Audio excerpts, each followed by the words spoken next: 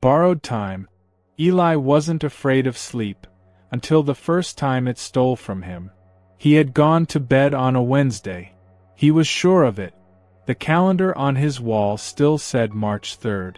He had brushed his teeth, scrolled through his phone, and fallen asleep by midnight. But when he woke up, his alarm didn't ring. His phone buzzed with missed calls, and the date read March 5th. He had lost a day. At first, he blamed exhaustion. He had been studying hard, pulling late nights for finals. Maybe he'd sleepwalked? Maybe it was all some elaborate prank? But it kept happening. Every few nights, Eli would close his eyes and wake up further into the future. Not minutes, not hours, days. At first, just 1 or 2, then 3, then 5. And every time, something was different. People he remembered seeing at school were now gone. A girl who used to sit near him in biology class had apparently moved cities. A teacher who used to smile at him every morning now looked at him with distant confusion, as if they'd had a conversation he couldn't remember. Even his best friend, Jonah, started acting strange. Distant. "Are you okay?" Jonah asked him one day at lunch. "You've been, I don't know, missing. I've been right here." "No, you haven't." Jonah leaned in. "Do you remember the party at Sam's last week?" Eli hesitated. "What party?" Jonah's expression shifted. "That's what I thought."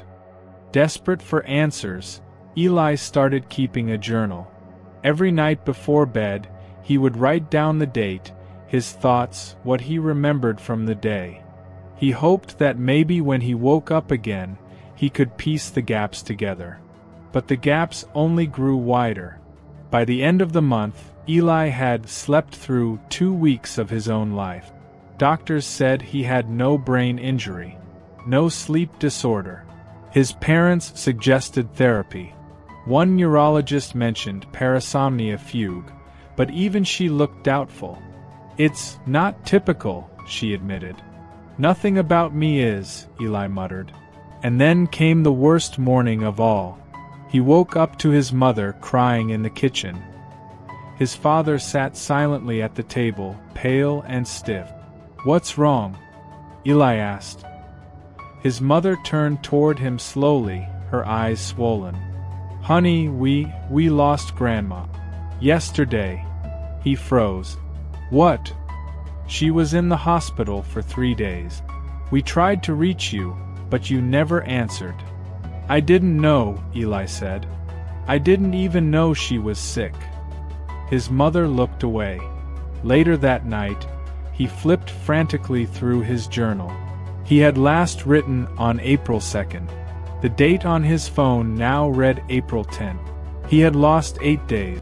Eli stopped trusting sleep. He took caffeine pills, tried pulling all-nighters. Once, he stayed up for nearly 60 hours straight before passing out at his desk. He still woke up 5 days later. But the worst part wasn't the missing time. It was the losses. Each time he skipped forward, someone disappeared. First it was people from school, then distant family members, then friends. Jonah stopped replying to his messages. His girlfriend, Leah, who had once held his hand and whispered, "I'm not going anywhere," wasn't even in his contacts anymore. When he asked about her, people looked at him like he was hallucinating. "She moved away last semester," a classmate said. "Didn't you say goodbye?" He hadn't. He didn't even know she was gone. It was as if sleep was slowly erasing his life, one person at a time. One night, terrified and alone, Eli went to the library. Not for answers, but for distraction. The place was quiet, still open late. He wandered between the shelves, dizzy with the weight of time, until he stumbled on a small corner titled Folklore and Time Myths. It felt stupid, but he was desperate. A faded book caught his eye, Borrowed Time, Legends of Lost Days and Stolen Nights. He flipped through it with trembling hands. One passage made his skin crawl. Some say time is a contract, and to cheat it is to pay a price.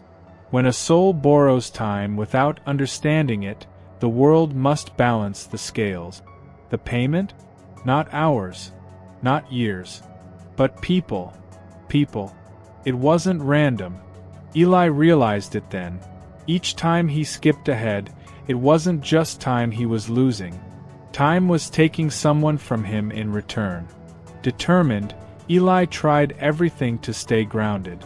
He set alarms, wrote letters to himself, recorded videos on his phone begging his future self to stay awake.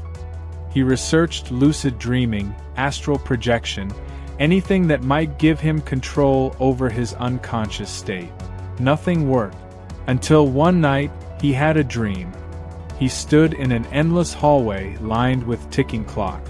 Some were cracked, others were silent. A shadowy figure stood at the far end, its hand on a pendulum. "Why me?" Eli asked. "You slept on borrowed time," the figure said, voice like rusted gears. "And the debt must be paid.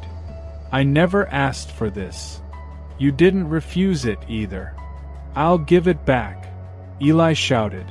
"Take the days, the time, just stop taking people." The figure paused. "Would you trade your own time for theirs?" Eli didn't hesitate. "Yes." There was silence. Then a clock nearby shattered. He woke up screaming. The next morning, the date was correct. No time was missing. But Eli felt different. Slower. Weaker.